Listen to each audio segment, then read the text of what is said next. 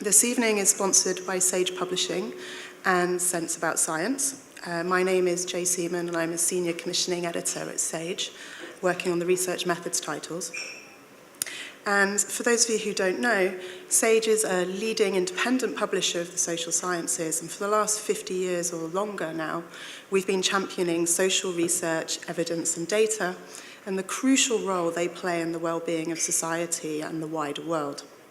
We define our mission as building bridges to knowledge, taking an idea from its development through the research process to a knowledge claim, which can then be certified, engaged with, critically understood, and ultimately applied.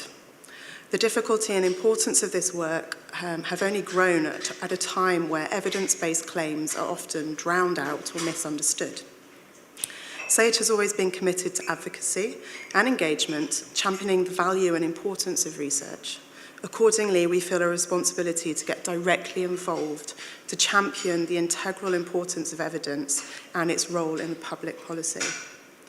In this challenging era of so-called post-truth and the standardized measurement of impact, it is even more important that the academic community speaks out, not only to itself, but to policymakers, lawmakers, and the general public. Sense About Science, who have co-hosted this event with us, are an independent charity that champions around the use and misuse of research and evidence.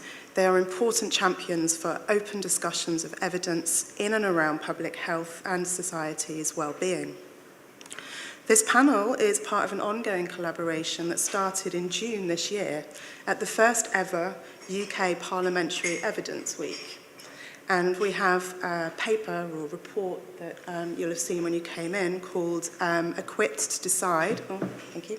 Equipped to Decide, are we looking at what people need to know? So please do have a look at the report, take one home, tweet, comment, engage. It's an ongoing conversation.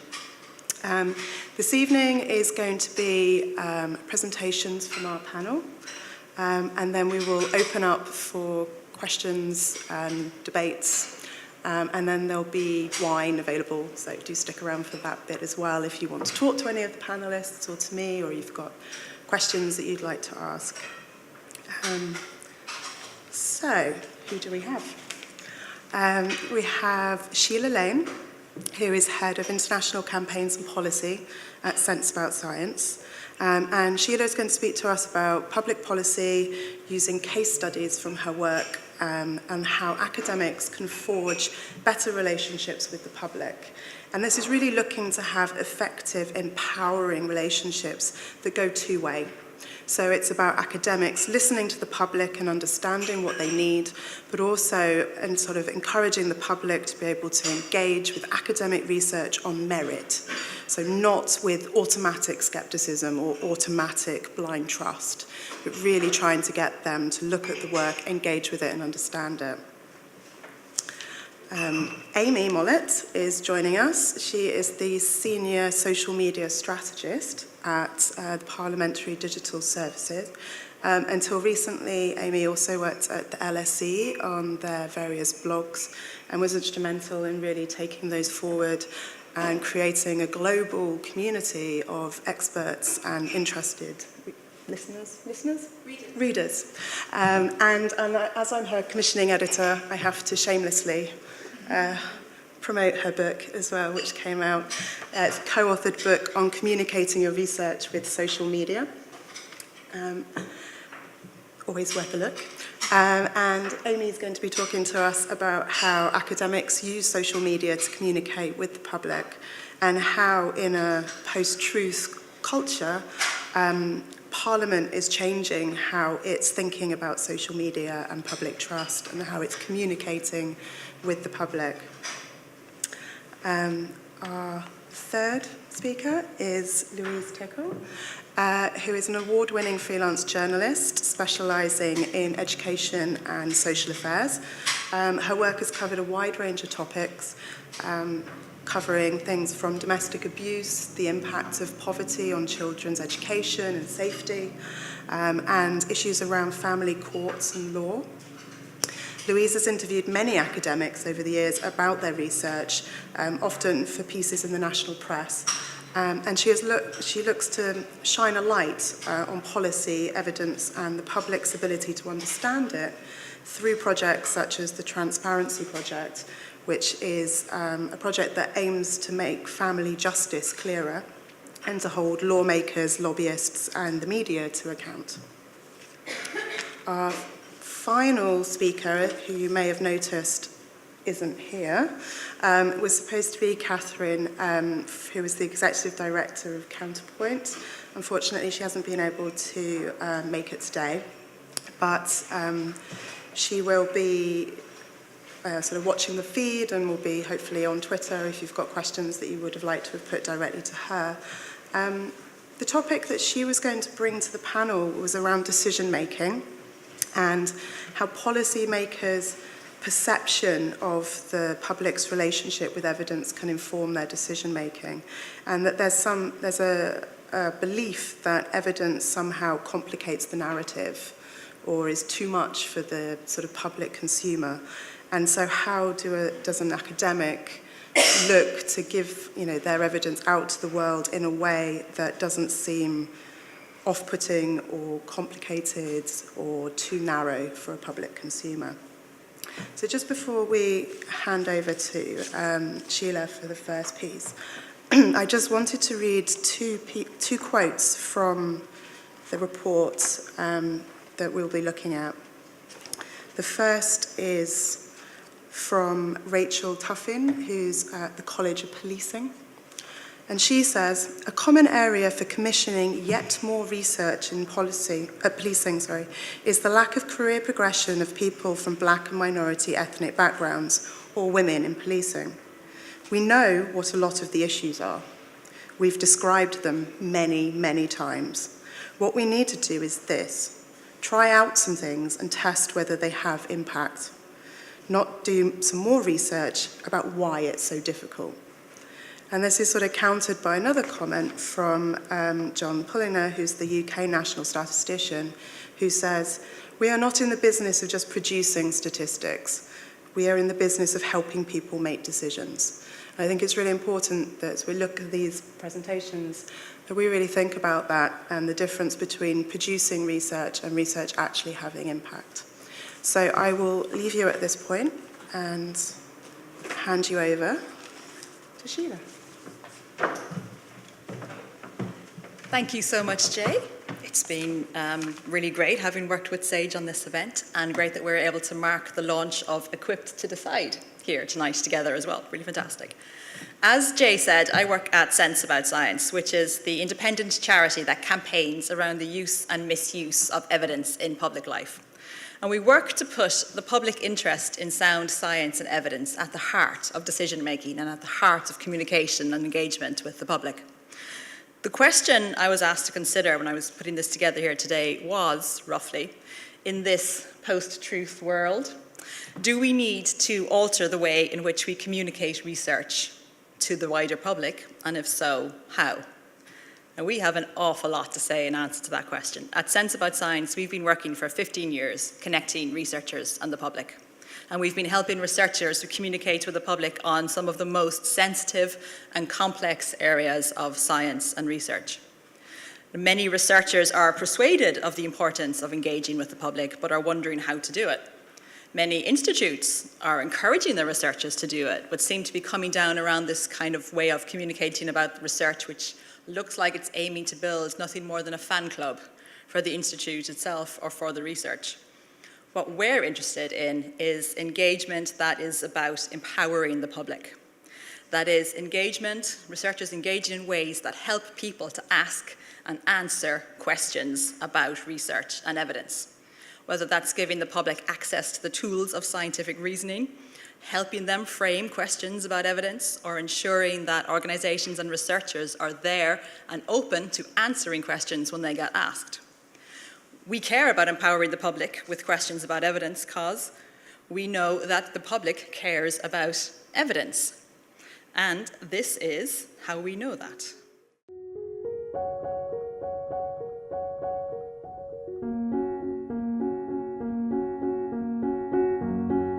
Now, as the idea of a post-truth society rumbled through public life this summer, a lot of people started asking us what it meant and whether politicians were ignoring public interest in evidence and accountability and truthfulness.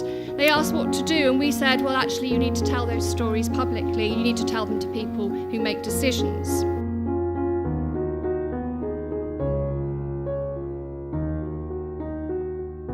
Evidence matters to me because I need to know that in my classroom, where the limited resources and time I have are being spent on things that work with the students. Evidence matters to us because domestic abuse has historically been hidden, ignored or misunderstood. Evidence matters to us because it helps us assess the benefits of new schemes to make positive changes to social housing. And when constituents raise these issues, MPs and councillors need to look at the evidence and use that as a basis to respond. It's frustrating that conversations about this are often based on misunderstandings or even total myth rather than evidence. Evidence matters to us because it's delivering the proof that marine plastic is not just an eyesore on our beaches, but is causing serious harm. Evidence is important to me to make educated decisions about the best treatment available for Georgina. It is absolutely right that wherever possible, the government should make its decisions based upon evidence. And I believe that statistics and other evidence tell us how the world is working or not, and therefore enable us to make the world work better. So carrying out a simple science experiment in schools has a rigour that is sometimes missing in government. Thank you very much for coming to Parliament to reassure politicians that there is an appetite for evidence. Try and establish the evidence base and then to ensure that government do take that into account. I would like to suggest that as part of an induction for all MPs, that evidence and understanding evidence should be part of that. So if ever there was a time for a restoration, a renaissance of evidence-based policymaking, this is it.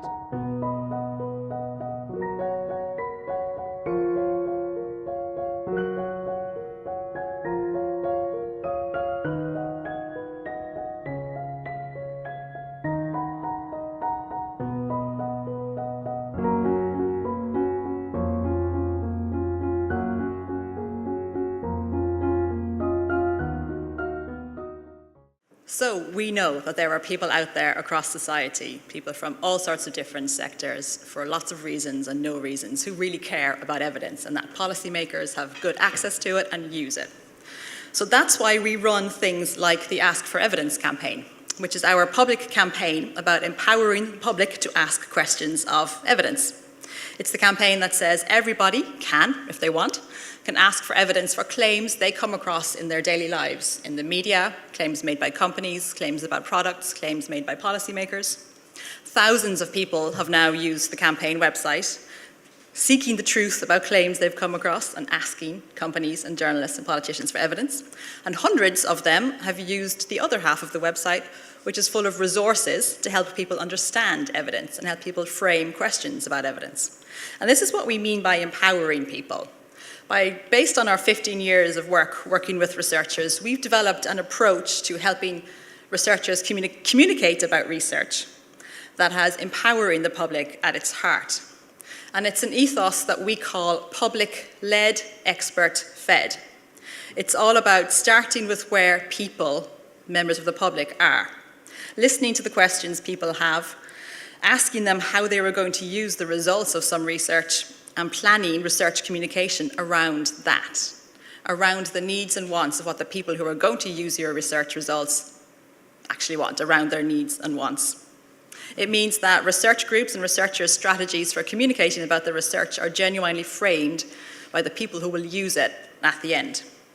And we've produced a practical guide to doing this. The title of it is up there, Public Engagement, a Practical Guide, and where we broke down the approach into 5 different steps.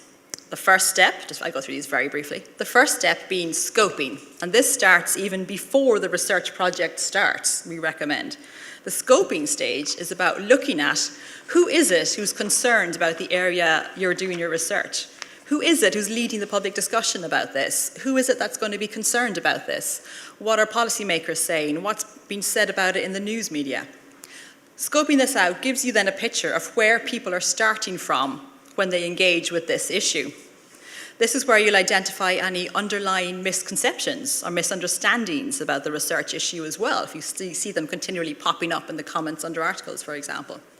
And it's where you'll find the people you need to engage with, the people who are going to be those who will lead the discussion in the public of the research results that are being generated by your project. Step 2 then is involving those people. It's working out who are the significant groups and people who are going to talk about this and how to involve them. Which individuals and groups are most interested, most concerned, and most involved with the issue? Who's driving the public conversation?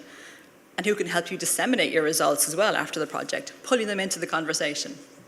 Step 3 then is planning the content of your research communication. What's your relevant content? What are the key findings that you're going to need to talk about? And what is the best format to communicate about your research? Is it a website, or an infographic, or a series of events, or a video, or is it through the media? What is the language and style that you're going to use? And then step 4 is testing this. After you've developed that material, bringing together people you've identified in step 2, who talk about the issue in the way you've identified in step 1, into workshops and testing how you plan to communicate about your research with them, showing them the research communication material and asking them, what do you understand from this? What questions does this raise? What kind of an impact does this have on you when you look at it or use it or read it?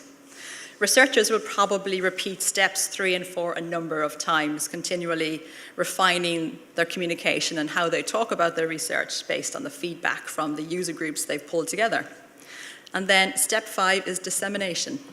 Continuing to engage people and using feedback about who should then know about your research findings, who will talk about them, who will tell other people about them, who will use them and make decisions based on them day to day. Then how can you publicize it to reach those people? How can you share it in the way that will reach that audience? Is it through the media, through professional networks, through community networks, through more informal dissemination ways? That's the 5-step process. Now, from going through that process, or some form of it, or some parts of it, many, many times over the last 15 years, from some of the most controversial and difficult topics out there, with some of the most and least engaging researchers you've ever met in your lives, right across the spectrum. What this has done is it made us at Sense About Science uniquely trusting of the public. We trust that the public, if you engage with them openly and honestly, will understand and will engage with what you're saying to them. We aren't scared of the public. We aren't defensive anymore. We aren't defensive, full stop. We're not likely to guess wrongly about where issues are going to go wrong or where things are going to go crazy in the public discussion. We haven't yet come across an area of research that's too complex for the public to understand it. For example, we worked with a group of statisticians at the small area health statistics unit at Imperial College, who are planning to put out a website of maps showing the data they'd collected about environmental agents and about health conditions across the UK. And they can drill right down to ward level and sometimes street level on this information. On testing this website with users of it, which included people from local authorities and people from health protection agencies and so on, they found that people were inclined to try and overlay maps on each other and try and spot a pattern in environmental agents, which might overlay with a pattern on a certain health condition and try and form a causative relationship there, which the data couldn't support. The data can't show that. So, working through user testing like that, they found they had to explain this really clearly up front on the website before they even showed people the data to ensure that that didn't happen and things didn't get misunderstood. We have yet to come across an area of research that's too sensitive to be opened up to public discussion. We worked again with a group of statisticians, this time at UCL, who wanted to publish the mortality data, the mortality rates after child heart surgery from hospitals all across the UK. So the number of deaths that happened after heart surgery on kids with heart conditions. They only realized during user testing again with us, with a bunch of parents, because they want parents to be able to use this data to make decisions about their children's health. They only realized that parents were misunderstanding that high mortality rates didn't necessarily mean a bad hospital or a hospital with poorly performing doctors. In fact, the highest mortality rates may mean the hospital that gets the most complex cases, i.e. the best hospital. Mortality rate not being a true indicator of the performance of medical practitioners. They also learned that saying things like mortality rates and death rates made parents turn off a little bit and not want to explore further. But if they changed it to survival rates instead of death rates, and the parents engaged with the website for longer and drilled down a bit further into the information. So there's a simple change like that, which would never have occurred to the researchers, except, they spoke to the parents and the parents told them that. Changed how people interacted with the website and meant that parents, the people they really wanted to use the data, used it more, for longer, and in more detail. It's fascinating to watch, actually. So that's our public-led, expert-fed approach to helping researchers communicate about research in genuinely engaging and empowering ways. So to answer the question I said I was posed at the beginning, which is, in this post-truth world, do we need to change? Do we need a new approach to communicating about research to researchers? I'd say, first, we're not living in a post-truth world. We only need to look at the many, many thousands of people from all walks of life and all kinds of sectors who are investigating claims and chasing down the evidence and chasing down the truth for things they come across in their day-to-day lives and trying to find the answers to problems and trying to marshal evidence together and understand that. We're not in a post-truth world. Plenty of people, for plenty of different reasons, really do care about hunting out the evidence. And secondly, on the approach to communication about research, I would say to genuinely engage with the public, a really effective approach is about empowering these people who are already looking for avenues to use evidence and looking for questions to ask. Genuinely giving people the tools to make sense of research results. And you can only do that, you can only learn what's going to be useful for people by engaging with them, by engaging with the people you actually want to talk about your research openly and early. People often ask us at Sense About Science, researchers often ask us at Sense About Science, how do we just get the public to trust us? Can't they just trust what we tell them? And we say, it's not about building trust. This is about building really genuine relationships with people. If you want the public to trust you, we tell them, you've got to prove yourself to be trustworthy. And that means opening yourselves up to open and honest and full and early conversations. And that's how you get the people to engage with your research. Thank you.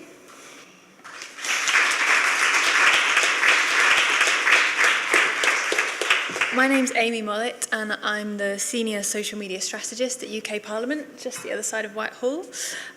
It's my role there to create new social media strategies for UK Parliament, so talking about what the House of Commons and the House of Lords does, trying to get people interested and engaged and be very open about what Parliament is and how democracy works. I've been at Parliament for about a year, and before that I was based up the road at the London School of Economics, where I was doing a similar role, social media management, but focusing more on research communication and how we can use digital tools like blogs, social media to kind of open up journal articles which are often behind paywalls,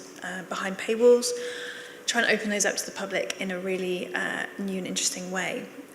So today I'm going to be focusing on those two areas, so how academics and researchers are using social and blogs to open up their work, but also touching on some work that Parliament is doing that connects really nicely with what Sheila's just said.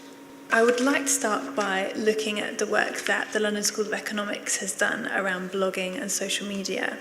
So I was part of a small group of researchers that were encouraging academics to blog about their research.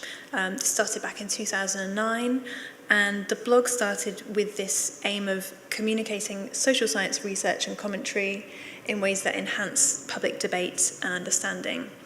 Quite broad, and social sciences, we covered everything from sociology, criminology, right through to climate change research, political science, a really broad selection of things. If you're not familiar with them, just have a quick Google LSE blogs and you'll find all sorts of things there. Over the years, the blogs grew into what we call the blog family. I think there's now around 15 full-time or part-time editors. These are people with an editorial background or sometimes PhD students who are doing things like working directly with academics to write blog post versions of their academic articles, so reducing something which might be 10,000 words or 8,000 words down to 500 to 800 words, which is, as many of you will know, a really big challenge. There is also a focus with these blogs on stripping away a lot of the kind of longer words, making sure that if there's anything that we can make kind of rewrite in a plain English style rather than a jargonistic academic style, the editors kind of take that on board as well. Adding things like subtitles, images, anything that will help transform a journal article into a digital product which is much more understandable for a member of the public to look at. So the original context for the blogs was to be parts of this open access movement, to be pushing back against paywall journal articles. There wasn't really this focus that we're talking about now in terms of fake news and opening things up. It was much more to do with open access and how can academics be visible in this digital space. The blogs now reach about 100,000 readers a week. That's across more than 10 blogs. And we know that we've got readership in Parliament, Congress, major international research universities, charities, students, policymakers, a real fantastic selection of people. Sounds great. But are these blog posts having any impact? This was a question that we wanted to ask ourselves because as fantastic as it is to have 100,000 readers a week, we needed to show the university that it was worth paying for full-time editors to look at this stuff. But also we wanted to know from the academics and researchers writing these pieces, are blog post versions of your work actually achieving anything impact-wise? Are they actually helping, or is it just another thing that we're asking you to do on top of everything else? So we undertook a research project, collecting as many examples as possible from readers, doing really in-depth searches online to look at where the blog post versions had been cited. We were able to trace around 20 blog posts that had really clear, really specific form of impact, which isn't that many, but we were kind of surprised by the variety of things. I've got one example here for you. So Sean Creaney is a researcher, and he wrote for the LSE British Politics and Policy blog about how the youth justice system wasn't taking into account the views of youth offenders when it comes to their care and kind of what happens to them when they're in the youth justice system. Sean's post warned that if this reluctance to allow youth offenders to have a say in their care was not addressed, then there would be a negative impact for both the personalities of those young people, but also on the risk of offending. So looking at something quite tangible outcomes, and that's what Sean's post was arguing. The blog post was picked up by the government's Youth Justice Board and included as further reading in their newsletter.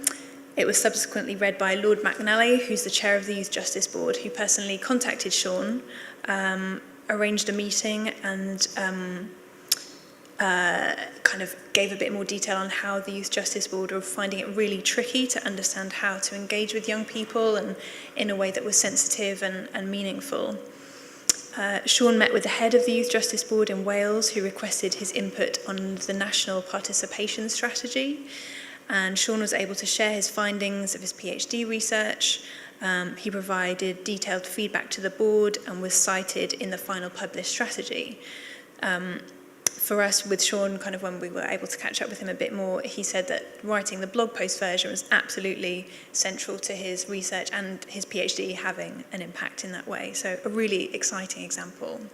But are any quote-unquote normal people outside of academia and policymaking actually reading the blog posts? Are we changing the minds of the public? And this is a question I think that a lot of academics and researchers are at now.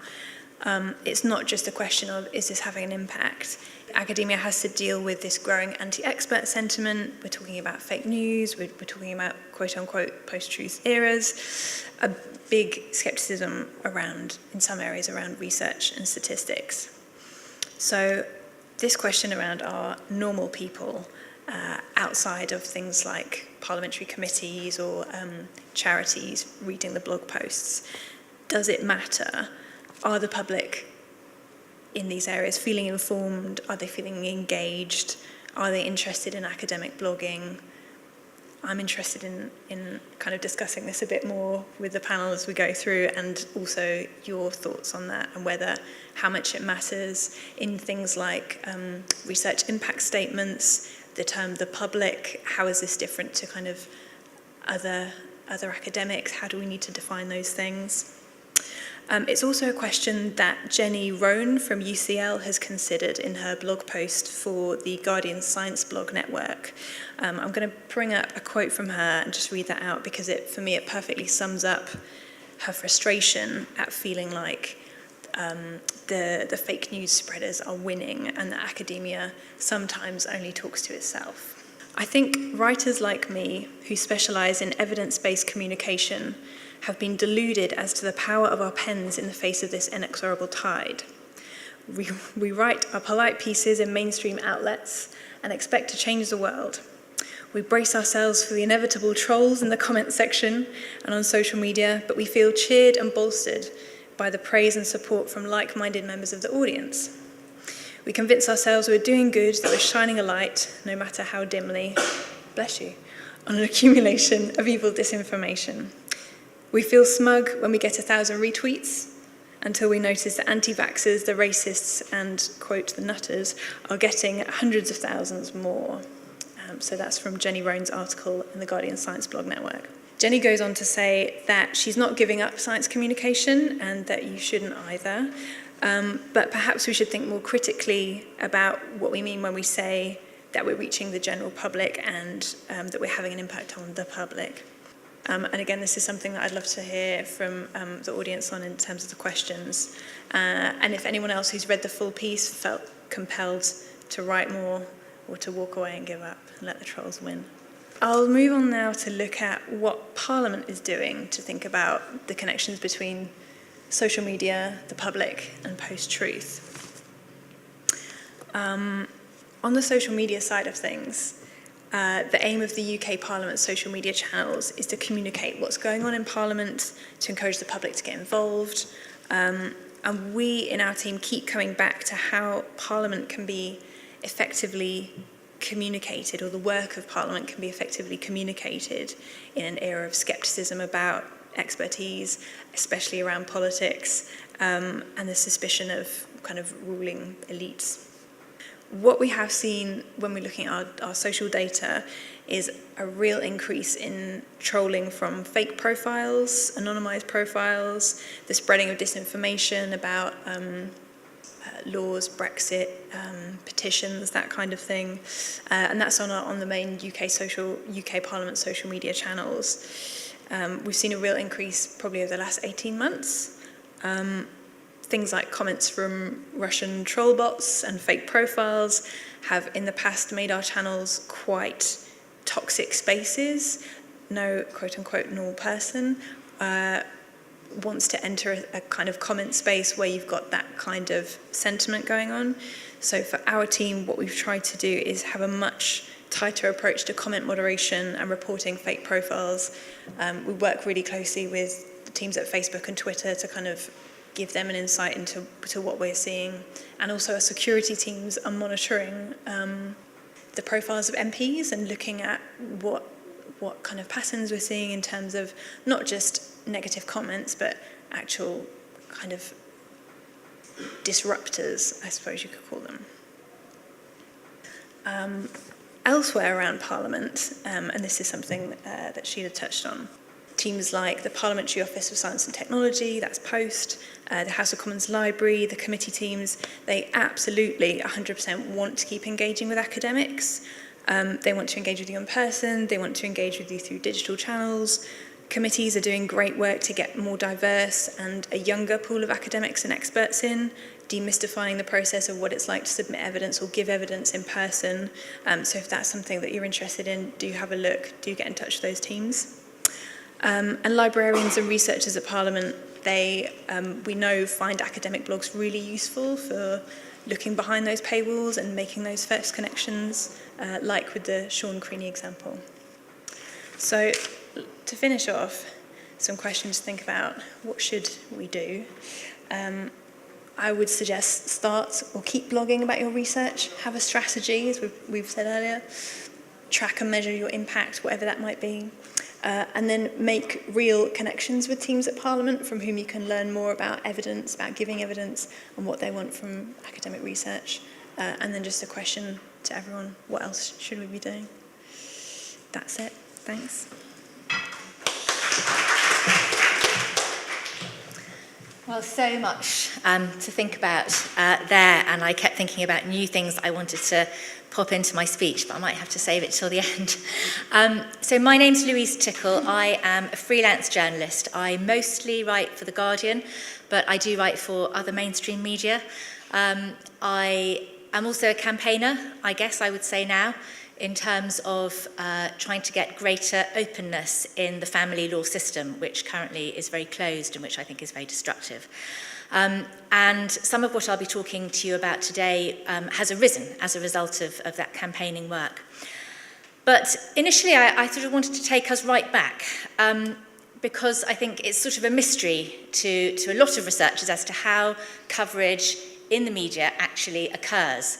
And I would say that from my perspective, being often bombarded with emails from PRs, from agencies, from press officers, and very rarely from individual researchers, I can't say that it's any more scientific than simply to say it's quite, from the outside, ad hoc.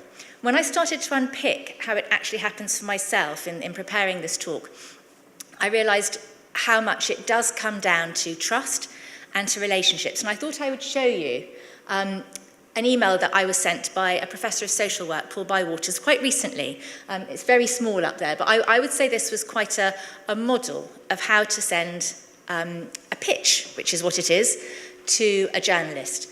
Because I have written about Paul's work before. His work is very statistically heavy. I am not a statistician or even a mathematician. And I had to work very closely with him on the previous piece of work so that to make sure that I fully understood and to make sure that I was getting it right, because goodness knows, if I owe anybody anything as a journalist, it's to try and get the facts accurate. And I know that that is something that a lot of researchers are understandably extremely wary and extremely sensitive about. So the reason why this pitch worked for me, and you probably can't read it, is because it answered some questions. And the questions that I am always having to answer for my editors is, why should we publish this? And why should we publish it now? And the why should we publish it now is the bit that so many press officers and universities, and goodness knows academics, but not their fault because they're not trained, never really think about. And so they can't answer it, but I have to answer it every time I suggest a story idea to one of my editors. And this is the reason that Paul gave me in that pitch as to why we should answer it now. He said, if the other countries had Northern Ireland rates of taking children into care, there would be 40% fewer in foster or residential care in England, 50% fewer in Wales, and 60% fewer in Scotland. Given the world that I work in, where there is enormous concern about the number of children being taken into care, this is telling me why we need to publish this research now. So he's answered that question. He's done it very successfully. This is the article that came about. But from my perspective as a journalist, I don't want just stats thrown at me or findings thrown at me, because I've got to make sense of this for my readers. Why should they care about it? And so you really need academics to tell you why it matters and to be willing to tell you why it matters. And this is where there's often, I find, a disjoint, because academics are very willing to tell you what their findings are. They're very little willing to give you their views. And so the academics that I am most interested in working with are the ones who are most willing to tell me why we should care, why their research has an impact, why, in a sense, it should be funded. And that comes down to really telling me what their views are about their findings, which I think a lot of academics find very difficult to do. So Paul was willing to do this because I think he, sounds to me very angry about what his findings mean for some of the most vulnerable people in the country. And he gave me a couple of examples, which I've put one in red. He said, austerity measures and a deteriorating economic climate for less well-off families. Oh no, sorry, my slides have not worked in the translation from my Mac to PowerPoint, so I'll try and find the bit that is important. Yes, he said, we want these findings to galvanise governments to think about the issues of equality and social justice. So that's what he wants to happen as a result of his research project. And going back to, he wants a situation where fewer children need to be removed from their families. So that's what's motivating him. That's what his findings have led him to believe. And that's really important from a journalist's point of view.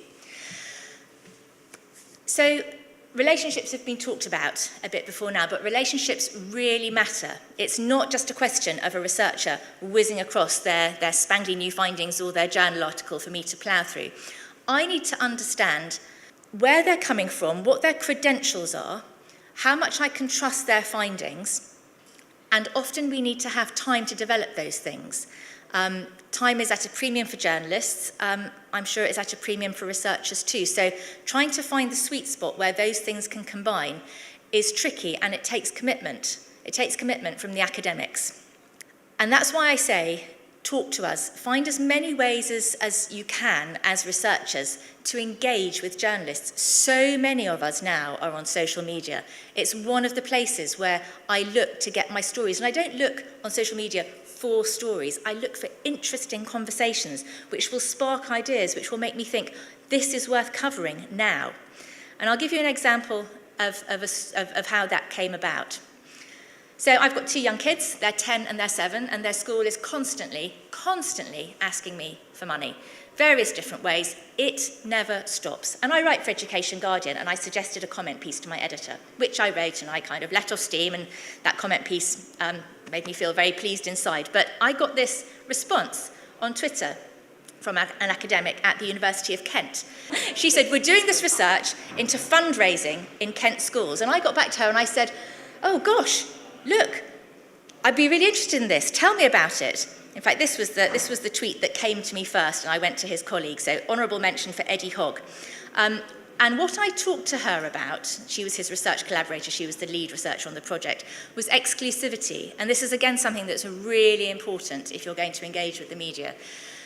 We generally want and need exclusives. On things that are not, burning, breaking news, which everyone's going to cover, there has to be a reason for an editor to give space or airtime to a story. And if it's going to be academic research findings, it's unlikely to be something that every single news outlet is going to cover. Occasionally it is, but usually it's not. So exclusivity is something that I'm going to ask for and is really important. It doesn't mean that it can't be published elsewhere, it just means we want it first.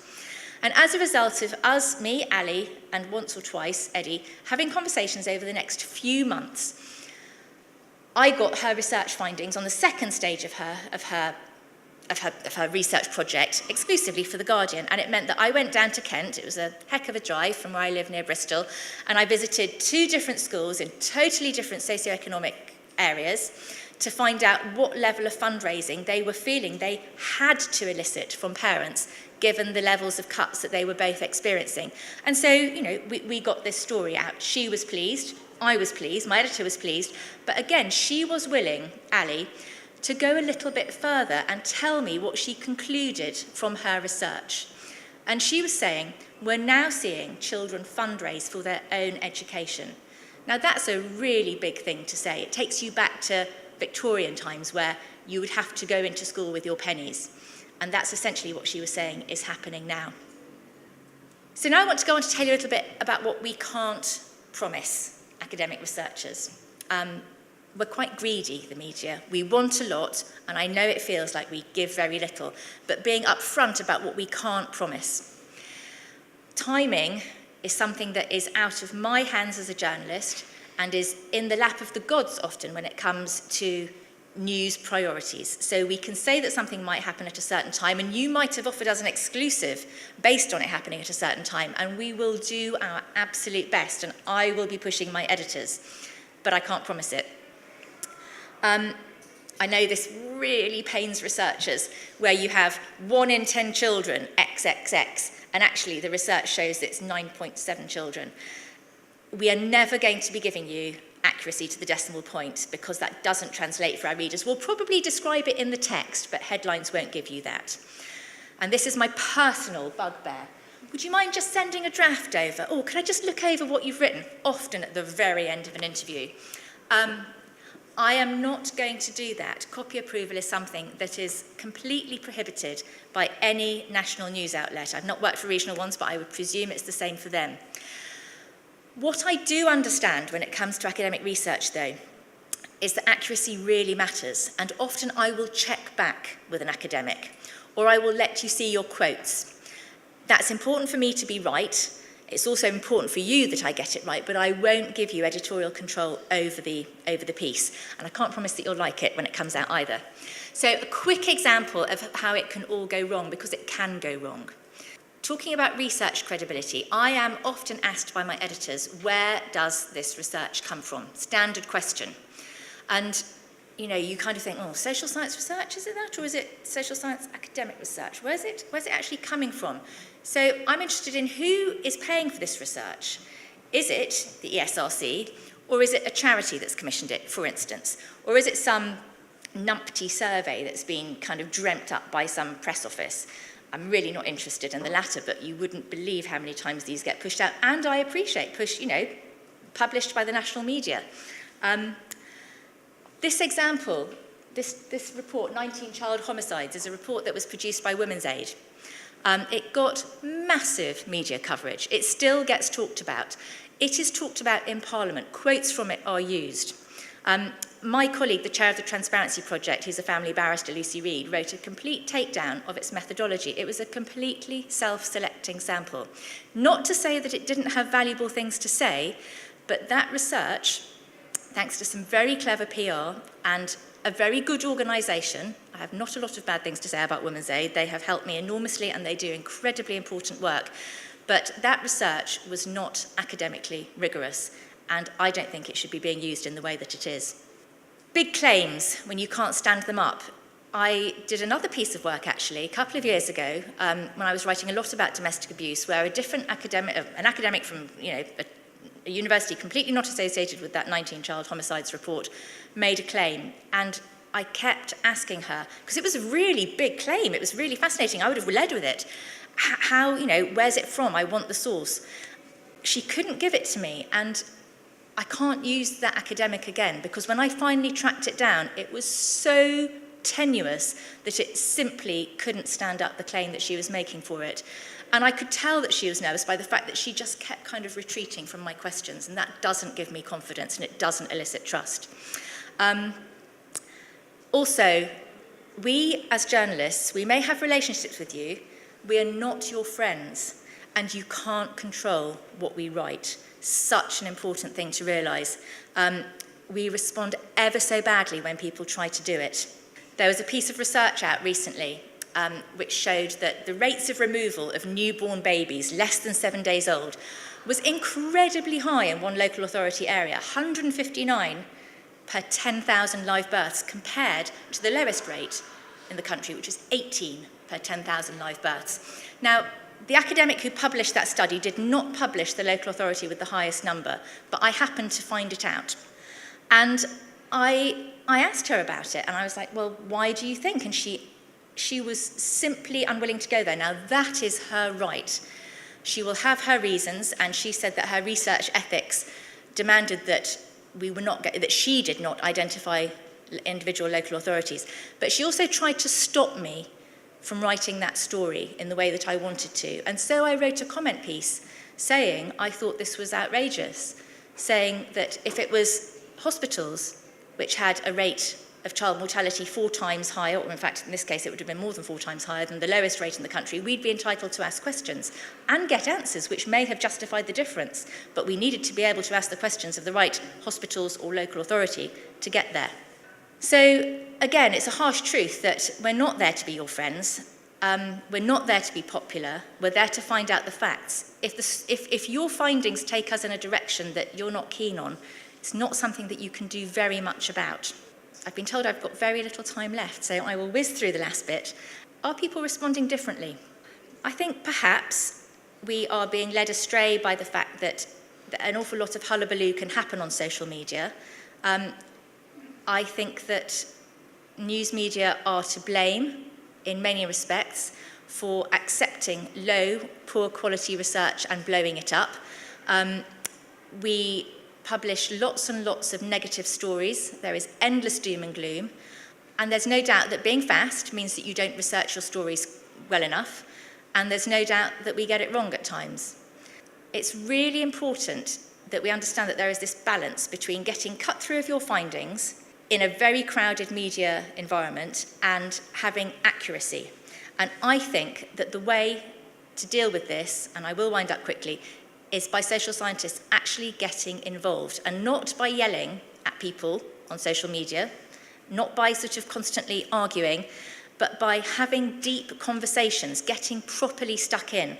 There's somebody called the secret barrister, not a social scientist, but a criminal law barrister who does it brilliantly.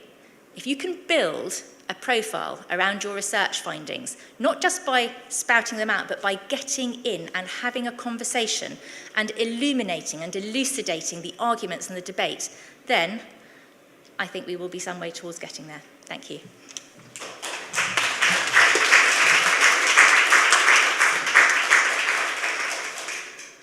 I'm going to shamelessly be the first person to ask a question, just to perhaps tease out a couple of things that we might have had more time to discuss if Catherine had been able to be here.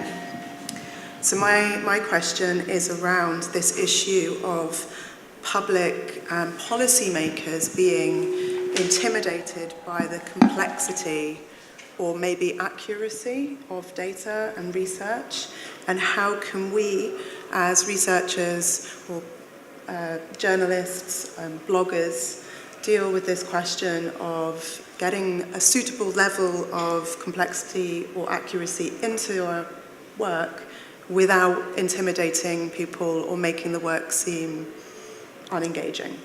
So, shall we start with Sheila or not? Yeah, for sure. Can you hear me? Oh, yes, obviously. Yeah, I mean, dealing with complexity in your day-to-day lives and being able to deal with it is such a valuable tool, such a valuable tool. Researchers are not always great, though, at communicating about how they do that or when they do that or about sharing those tools with the public.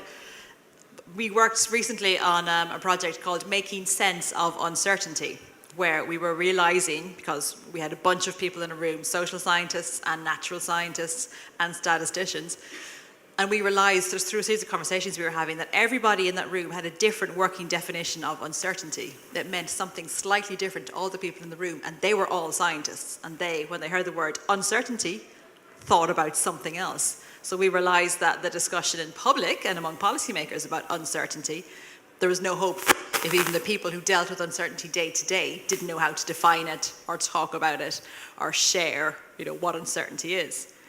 And we thought it would be such a valuable thing for policymakers to be able to deal with uncertainty day to day, to have an understanding of what uncertainty in research means, and to have an understanding what, that it doesn't mean we don't know anything, and that it can mean we know we don't know everything, but we know that we know enough to be able to make a decision.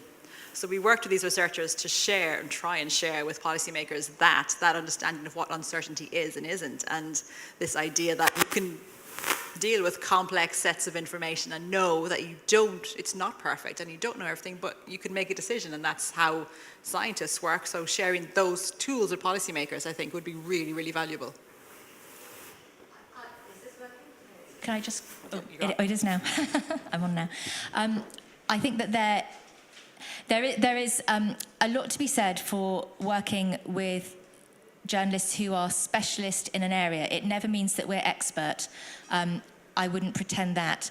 But I know, particularly from my work on domestic abuse and the work in the family courts, which I've been doing now for about 4 years, and I was working on domestic abuse for about 3 years before that, that the the multi-layered complexities of these issues, let alone the research related to them, means that you need to be searching out the journalists who have got a degree of specialism and who will give you time. That would be my suggestion. Yeah, I can add a bit. Thinking about thinking about when academics are working with press officers. So I think I would say trust. If you're an academic or researcher, thinking about reaching out to your press officers or media relations team who would be pitching to journalists and contacts. Trust in them, spend time with them, work with them, listen to them. If I'm thinking about colleagues at LSE who are very much specialised in social sciences. If you're at a much larger university, there will be people on that press team who are more focused in on whether it's hard sciences or social sciences, etc. So I'd say if you don't know who your press team are, go and look them up and ask them out for a coffee and learn about what they do and how you can work with them if you've got a big project coming up, and talk to them at the beginning. Don't talk to them when something's about to be published tomorrow. Give them a heads up and they'll be your best friends. Yeah. I was just going to add, Jay, that I don't want to put words in Catherine's mouth, so forgive me, Catherine Fieschi, if you're watching this, but I rather suspect she may have said something along the lines of, as you said, Jay, that policymakers shy away from talking about complexity because they think the public don't want to talk about it. And I've got to look at that again, and we don't, from our experience, we don't think that's necessarily the case. But the public does expect policymakers to deal with complex issues. The public does expect policymakers to deal with tons of research and evidence and data, and they expect, wonks in the civil service to be dealing with piles of data and information every day. We would hope people who are responsible for making decisions that impact on all our lives do so, looking at piles of data and information before they make those decisions. So I would suggest that if policymakers just got out there and talked about their work more along those lines, then the public would be very open to hearing about that and would start to expect, in fact, that policymakers set out, the complex models that they used, well, maybe not the details of them, but that they used complex models and algorithms to come to these decisions. The more transparent and open about how decisions are made from policymakers and from the top down happens, then people start to expect that, so that when it doesn't happen, there's a demand for it, and it's a kind of a virtuous circle. So I think it takes just a few, not a large number, but a significant number of politicians to start talking more about the evidence they use to pretty quickly build that up into the new normal. Okay, so we're going to open it up to the room, but before we do, can I just get a show of hands? Who here is an academic?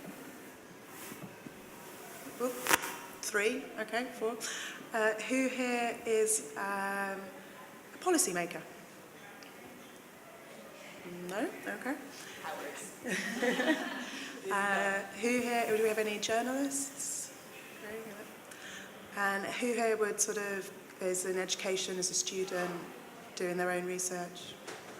A couple, okay. And who here is just the general public? Anybody has just come along because they were interested? Great, no. Okay, interesting. We have a few researchers and a few academics in the mix. Okay, so who'd like to ask the first question for our panel? Okay, we get the lady at the back. I feel like the public or everyone is really quite receptive to evidence as long as it confirms what they already believe to be true. And I'm kind of wondering what impact you can have in sort of sharing evidence with people and with the public on sort of that confirmation bias or solutions bias, where people kind of don't want to hear something because it would mean they would have to change something in their lives that they don't want to, and if there's kind of a upstream change that needs to happen before people can sort of be comfortable looking at evidence critically. I can share an example from the LSE blogs. So the most read blog post across all the LSE blogs had, I think, over 750,000 views. It was published 2 weeks before the Brexit referendum and was by a senior professor, and the blog post title was something like, "Letter to my friends, why I'm voting Remain in the referendum." And it went viral on social media, got picked up in the press, all sorts of places. And the bigger context to that, of course, is that a lot of people were very shocked about the actual result, the Brexit result. And the wider context of social media just being these echo chambers and exactly as you described, just confirming our own beliefs rather than allowing us to kind of read something that challenges us. For thinking about the impact of that blog post, we can say, yes, it was the most read, and yes, it was really exciting for the LSE blogs to have that platform, but did it change anyone's mind? I don't know. It was about 2,000 words long. It had lots of examples of, it had data visualizations, it had data-informed arguments rather than just, this is what I believe in my heart. So it was evidence-based, it was data-informed, but I would argue that the people who read that were reading it to make sure that they were, that they knew what they believed and that they were going to make sure they were voting that way. I would be really curious to see any examples of that doing the other way. I would say that from our experience, people engage with evidence, like genuinely engage with evidence in ways that would make them change their mind when something is at stake. So when people come to a flashpoint in their lives, they might then genuinely engage with evidence. For example, someone might never really engage with try to find the truth behind the claim that smoking cannabis increases your risk of schizophrenia, which is a claim that's out there all over the place, until they become a parent and find their teenage daughter smoking cannabis. Then they'll want to know the truth of that claim because it really, really matches to them in their lives at that minute. And I think that's a way to frame communication about research and evidence, that kind of, why should I care about this point that you made as well, Louise? Why should I care about this? When is this relevant to me? Is this relevant to me? And, if I am struggling with this question, where would I go? So I would suggest when researchers are blogging, particularly about their research, is a great thing to do, is to make it findable to people who are struggling with just that question of what the blog is about.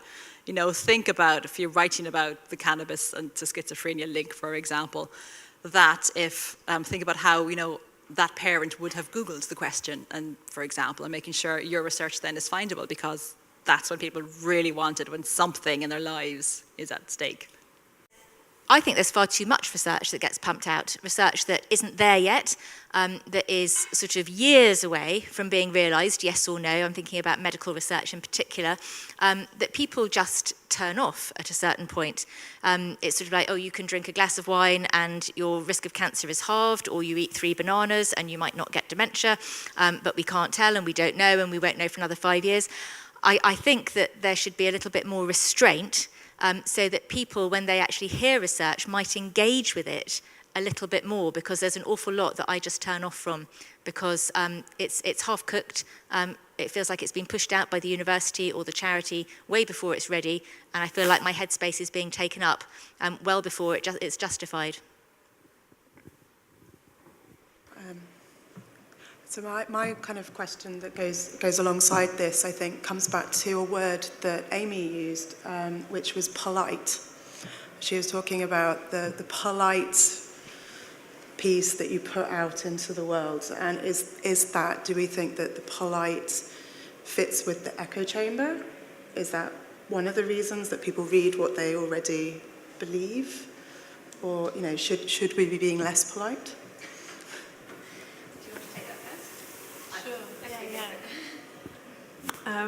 So something that Sheila said, maybe you said it, about a reluctance from academics to put their views on top of what their evidence is showing. So to make a stand and say, policy needs to change in this direction, or to say this is wrong, I'm angry about this, etc. I would love to see more of that. I think a lot of researchers and academics that I worked with are mindful of if they say something that's critical of, for example, current government policy, then when it comes around to an opportunity in the future perhaps to do something funded by the government, I think there's a reluctance there, and I'd be interested to hear from any academics and researchers in the room who've come across that or feel nervous about that, or that kind of impacts how they want to speak about their research. So there are ways of being more vociferous in your views. I have trained people in how to write comment articles. It's not the easiest thing in the world to get an academic to write an opinion, but there we go. But I also wonder if this is not really time to get out of universities, out of offices, and go and properly engage with people. Try and get them to understand your research and why it's important in a different context than simply social media or mainstream media. I don't know. I don't know if academics go on roadshows or go into schools or have rallies. But if you care about your research and if you think it's important, then there are a whole range of ways that you can engage with people that doesn't involve writing a polite article for the Times. Yeah, I mean, I would say that researchers need to be human, like above all else, because I mean, most of them are.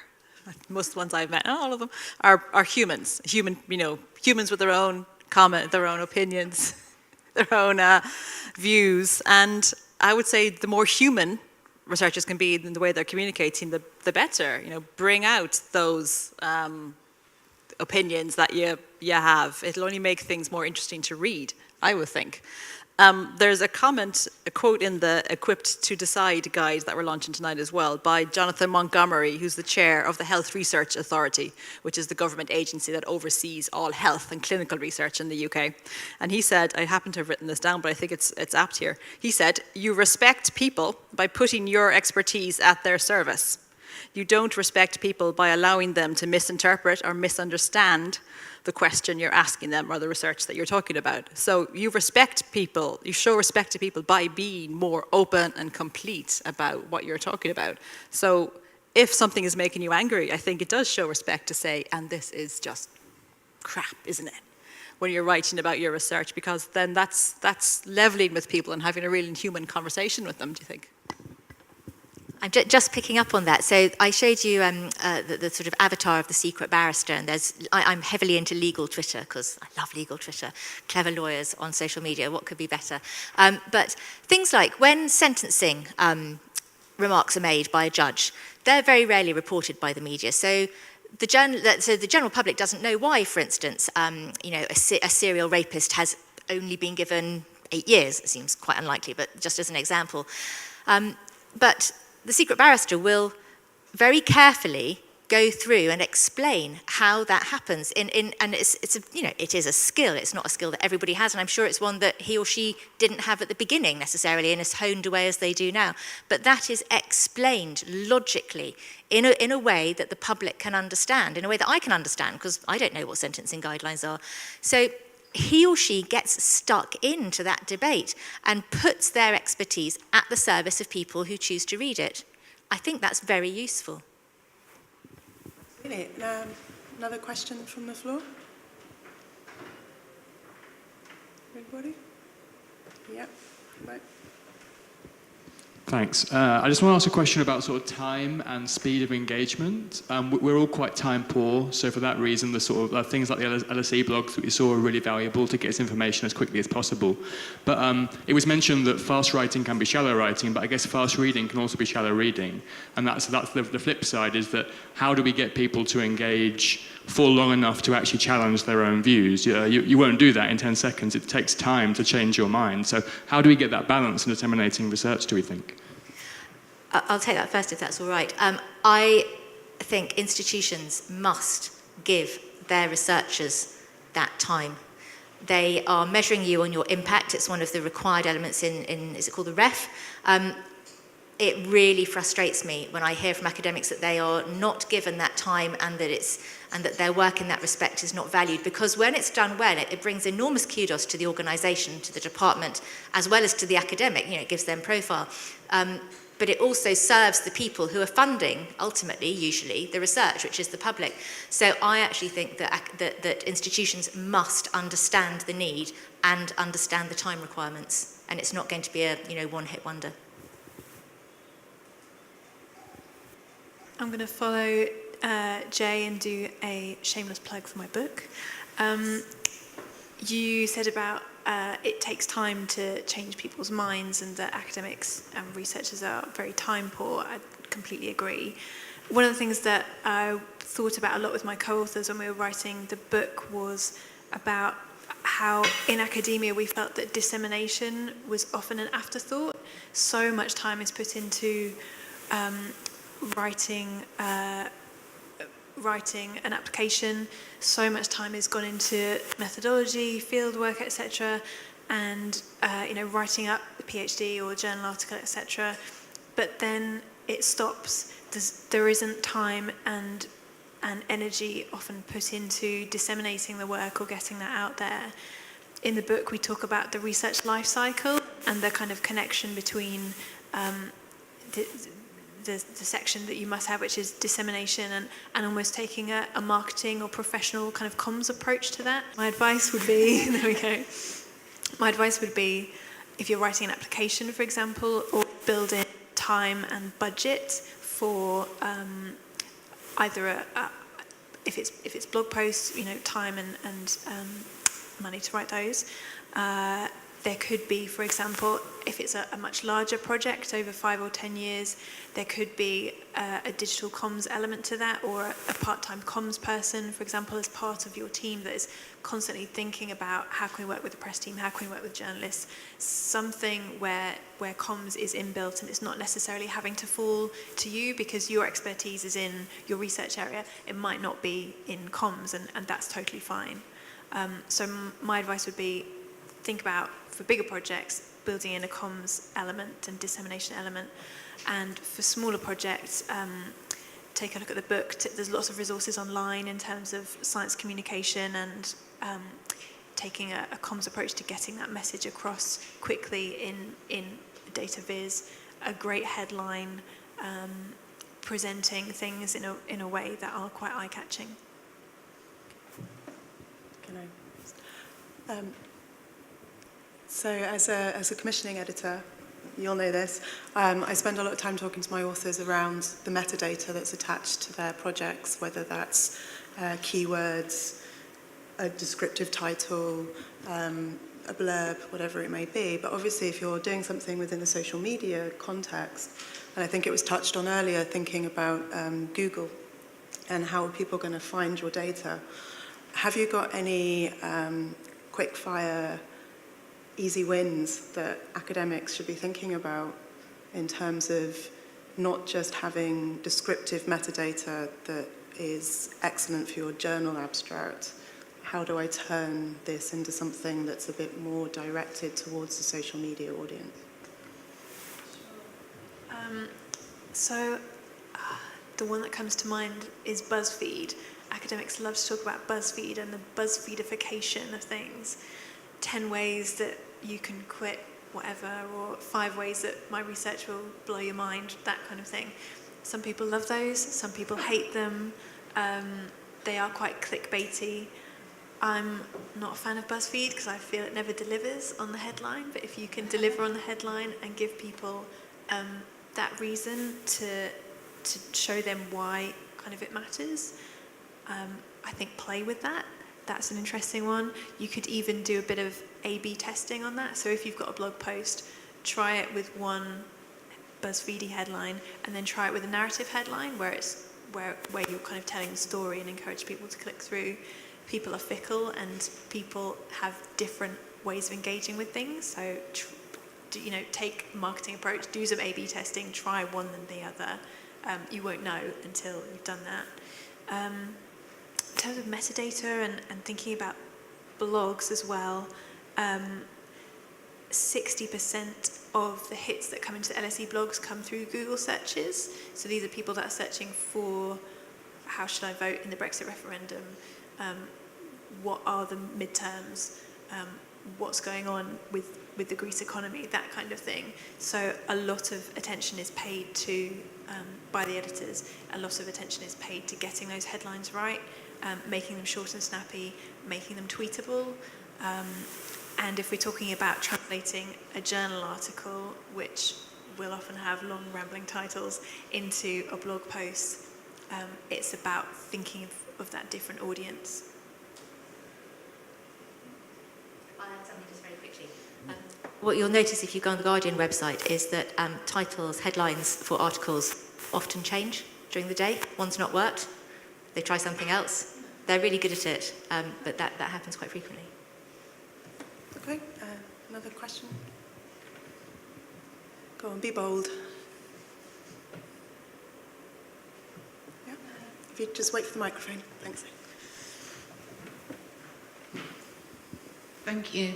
I'm a professor of social science and women's health, and I think there is minimal training for researchers and academics to learn about how to do this, and it covers all the issues you've discussed. It also covers how you work with policymakers and how they might want a policy briefing and what the format that is in a way is useful for them. And I'm just wondering, from your point of view, how much training are you involved in and aware of? Because I think it's just so important. Yeah, I mean, I absolutely agree.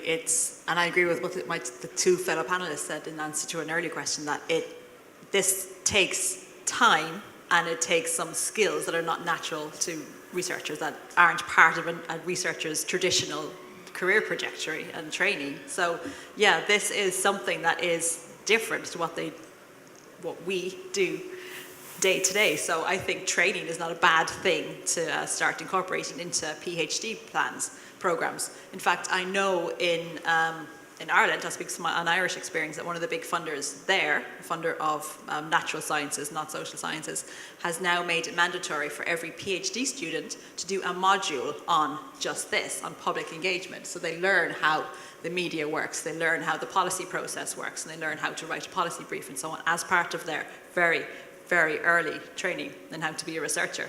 And I think that's a good model. I think that's a great model. They may not use those skills because, to be bold, not every piece of research should be communicated to the public, maybe. Some of it's kind of dull and, will be of no interest to anyone and would never have a policy application. And that's fine. I'm not saying it's a bad thing. That's absolutely fine. But maybe not every researcher will come around and use those skills. But even just spending a bit of time during their PhD training program to think about something outside of their lab as well, and think about the other world out there that might be interested in their research that aren't just their colleagues at their academic conferences. Making them conscious of that other world is in and of itself really valuable as well, because that changes people's mindsets and kind of reframes how they think about what they're doing too. So I'm sorry that doesn't answer your question, because it's not telling you about a piece of training that you and your researchers can go to. But if you can, lobby the funders that you work with to start introducing something like that. I think it's a fab idea. Yeah, I was smiling when you were asking your question, because I've given umpteen one-day courses at universities and charities in various different kinds of media skills. No one has ever asked me to do something that was more continuous, which I think would be far, far more valuable, because, I didn't learn to, as a freelance journalist, how to pitch stories simply by doing my media training course, which is, or my journalism training course. It does take time, it takes skills, it takes development. And I think the people who are naturally good at it, perhaps, their work is foregrounded where other people's work isn't. And that's really unfortunate, because there's so much out there. So I just think it's a little bit like I was saying to the gentleman at the back. If your institutions value it, they have to think about media training or kind of engagement training very differently than how they ever have done, it seems to me. and I'll speak about my experience from working at LSE. I think, so we on the blogs and the social media team would work very closely with press officers and the public engagement team to think about training. Sometimes we'd do one-to-one, sometimes it would be group things, and also the PhD Academy, a similar approach of training up PhD students. But often, actually, it's not the PhD students who are ready to go and engage, it's people who have been working in these fields for decades that need that approach. My advice would be talk to your press team, talk to your media team, whoever it might be. Tell them that you want this training. If there's 10 of you in your department, for example, or across a few teams that want that training, tell them. Buy the book. We part of the reason we wrote the book is because at that time we felt frustrated by the lack of training opportunities out there. I think the more that you can rally your university or put a bit of pressure on, the more they'll listen, hopefully. They want you to be good engagers. They don't want you going rogue on Twitter and embarrassing yourself or saying something, so they want that. But I suppose it comes down to funds and things like that. But yeah, I would say put a bit of pressure on if you can. And one more question before the drinking part of the evening begins. That's not to say you can't ask questions after the drinking bit starts, but does anybody want to ask one now? No? Okay, in that case, I would just like to take this opportunity to thank our panellists again. Please do stay, and if you've got more questions, let's have that conversation.